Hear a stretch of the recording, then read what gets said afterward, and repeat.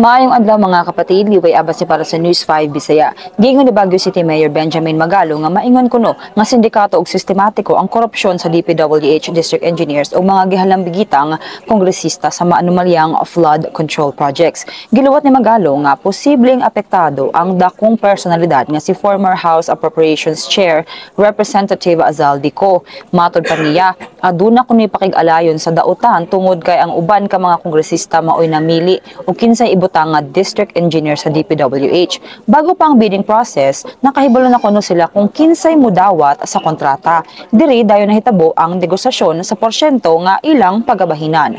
Dili lang kuno sa Bulacan nga adunay sila gitawag nga BGC Boys o Bulacan Group of Contractors. Gipuntos ni Magalo nga bisan sa ubang distrito kasagaran sab ang korupsyon ug mga pakig-alayon. Mas credible kuno ang investigasyon sa Senado tungod kay didto makita nga lisod kaayo alang sa mga kongresista nga ipanumpa ang ngalan niko. Ilang gihuna-huna nga adunay gahom siko ug posible nga aduna pa kuno'y mas dakong tawo nga nagmando kaniya.